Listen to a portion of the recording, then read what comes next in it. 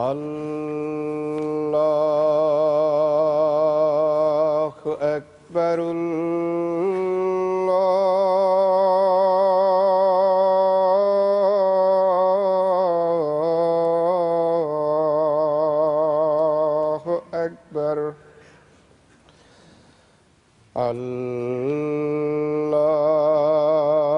الله أكبر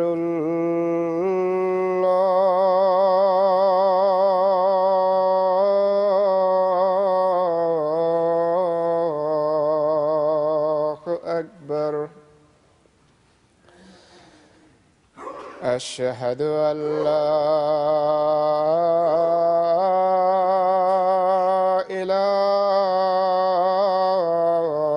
إله إلا الله أشهد أن لا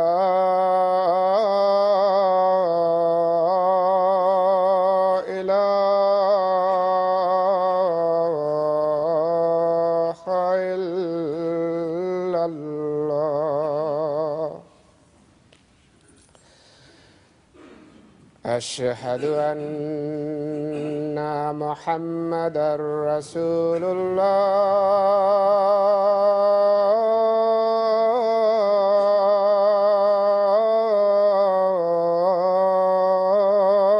الله أشهد أن محمدًا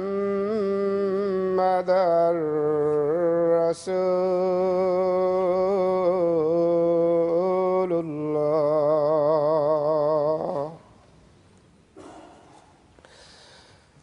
حي على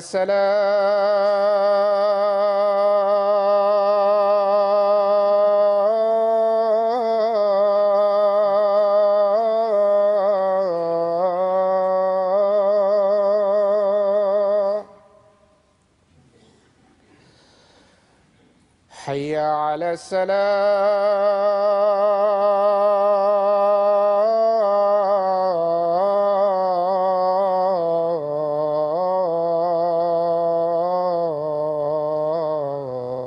الصلاة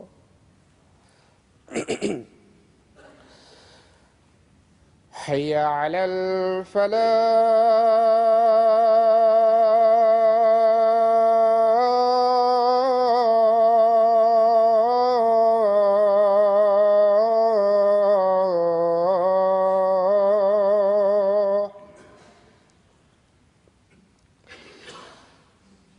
حي على الفلاح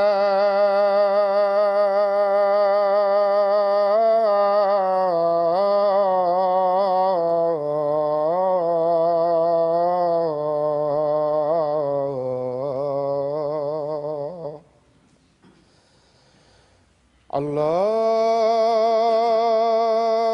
أكبر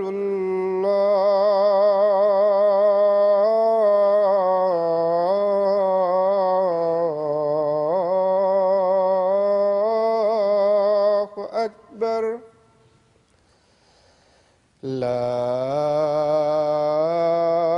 إله إلا الله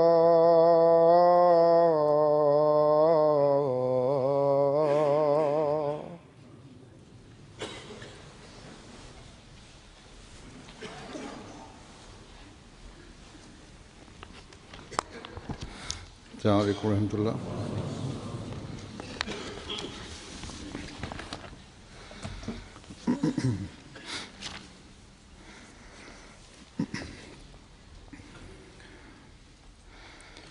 أشهد أن لا إله إلا الله وحده لا شريك له وأشهد أن محمدًا عبده ورسوله أما بعد فأعوذ بالله من الشيطان الرجيم بسم الله الرحمن الرحيم الحمد لله رب العالمين الرحمن الرحيم مالك يوم الدين إياك نعبد وإياك نستعين اهدنا الصراط المستقيم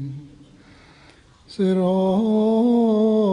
الذين أنعمت عليهم غير المغضوب عليهم ولا الضالين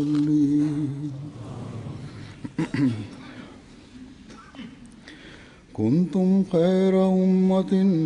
أخرجت للناس تأمرون بالمعروف وتنهون عن المنكر وتؤمنون بالله ولو آمن أهل الكتاب لكان خيرا لهم منهم المؤمنون وأكثرهم الفاسقون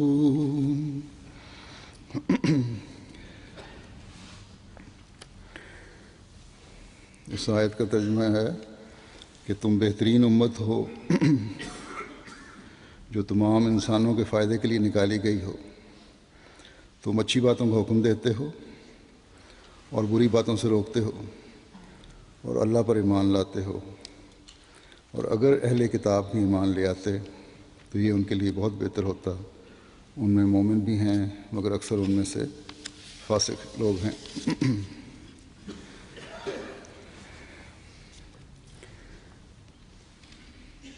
ये आयत जो आपने भी सुनी, इसके बारे में पहले भी मुख्तलिफ मौक़ों पर बयान कर चुका हूँ, लेकिन ये एक ऐसा मज़मून है, एक ऐसी नसीहत है, एक ऐसी याद दहानी है जिसका बार बार जिक्र होना चाहिए और मुख्तलिफ ज़ावियों से जिक्र होता है। अल्लाह ताला ने ईमान लाने वालों के लिए